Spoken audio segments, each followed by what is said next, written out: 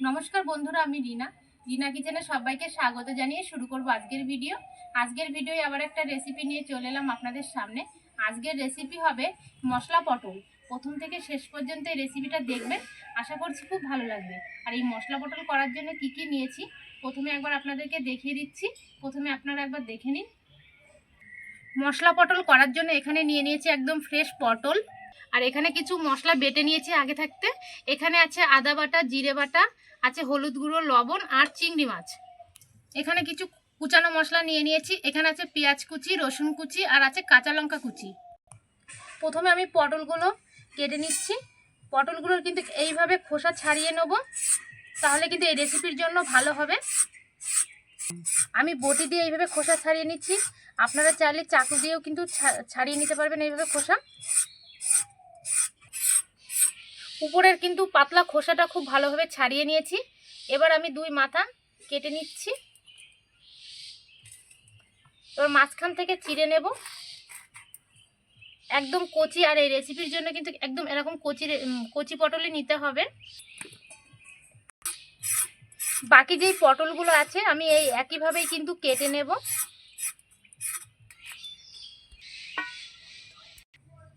সব পটলগুলো কিন্তু আমি মাঝখান থেকে চিড়ে চিড়ে কেটে নিয়েছি। এবার মাঝখানের যেই পটলের পুরটা আছে এটা আমি কিন্তু চামচের সাহায্যে এইভাবে বের করে নেব।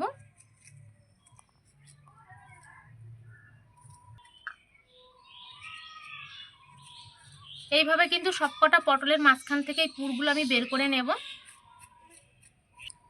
এইভাবে পুরগুলো বের করে নেব। সবকটা পটলের ভিতর থেকে কিন্তু আমি পুর বের করে নিয়েছি। এই যে পটলের ভিতর থেকে কিন্তু সম্পূর্ণ পুরটা বের করে নিয়েছি। এইটা কিন্তু ফেলবো না, এটাও কিন্তু কাজে লাগিয়ে দেব। এবার আমি দিয়ে দিচ্ছি পটলের মধ্যে স্বাদ মতো লবণ, পরিমাণ মতো হলুদ গুঁড়ো। হলুদ আর লবণটা পটলের সঙ্গে মেখে রেখে দেবো 10 মিনিট মতো। এবার আমি ঢাকনা দিয়ে ঢেকে রেখে দিচ্ছি। উনান ধরিয়ে কড়াই বসিয়ে দিয়েছি। কড়াই গরম করে নেব। কড়াই গরম হয়ে গেছে। কড়াই দিয়ে দিচ্ছি সর্ষের তেল।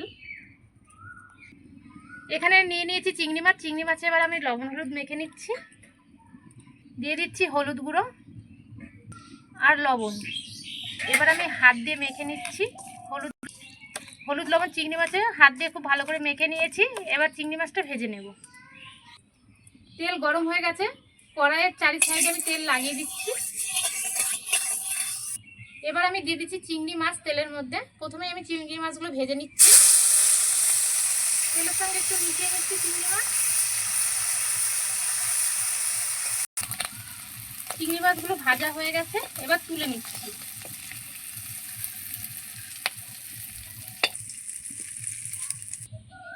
এবার আমি তেলের মধ্যে দিয়ে দিচ্ছি রসুন কুচি, পেঁয়াজ কুচি আর কাঁচা লঙ্কা কুচি।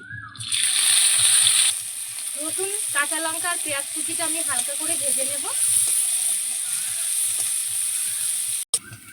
রসুন, পেঁয়াজ আর কাঁচা লঙ্কা হালকা করে ভেজে নেওয়ার পরে এবার দিয়ে দিচ্ছি আমি 1 চামচ আদা বাটা, 1 চামচ জিরে বাটা। এবার আমি রসুন পেঁয়াজের সঙ্গে আদা জিরেটা মিশিয়ে নিচ্ছি। মশলাটা দেওয়ার পরে আমি কিছুক্ষণ কষিয়ে নিয়েছি। এবার পটলের মধ্যে থেকে যে শাঁসটা বের করেছিলাম সেটা মশলার মধ্যে দিয়ে দিচ্ছি। মশলার সঙ্গে মিশিয়ে নেব।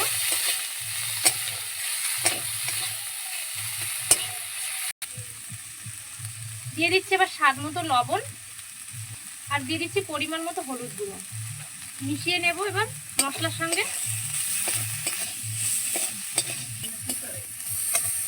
এবার ভেজে রাখা চিংড়ি মাছগুলো দিয়ে দিচ্ছি। মিশিয়ে নেব একসঙ্গে। পটলের পুরটা আমি তৈরি করে নিয়েছি, এবার নামিয়ে নিচ্ছি।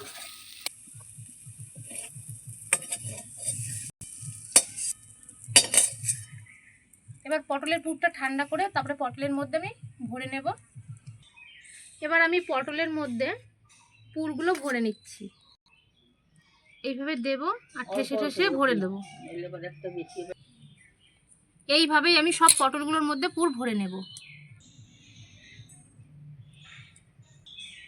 পুরগুলো কিন্তু এইভাবেই পটলের মধ্যে ভরে একইভাবে সব তৈরি করে নেব। সব পটলের মধ্যে কিন্তু এইভাবেই পুর ভরে নিয়েছি। এবার আমি পটলগুলো ভেজে নেব। কড়াইয়ে তেল দিয়ে গরম করে নিয়েছি। এবার আমি এই মশলা পটলগুলো তেলের মধ্যে দিয়ে দিচ্ছি একে একে। গরম হয়ে গেছে।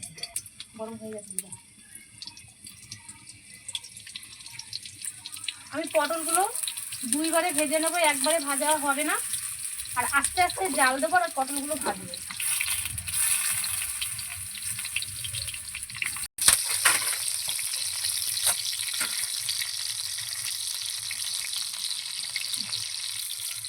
পটলগুলো নিচের পাশে ভাজা হয়ে গেছে।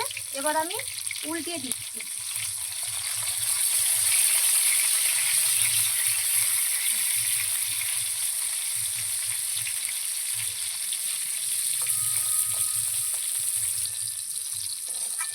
নিচের পাশে একইভাবেই ভেজে নেব।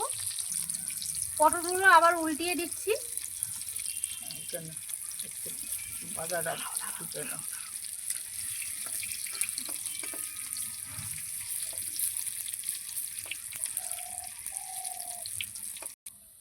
পটলগুলো ভাজা হয়ে গেছে মশলা দিয়ে, এবার আমি তুলে নিচ্ছি।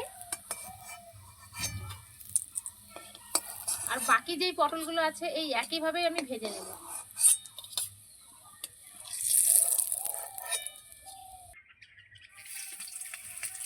বাকি পটলগুলো দিয়ে দিচ্ছি তেলের মধ্যে, এই একইভাবেই কিন্তু ভেজে নেব। বাকি পটলগুলো একইভাবেই ভেজে নিয়েছি, এবার তুলে নিচ্ছি।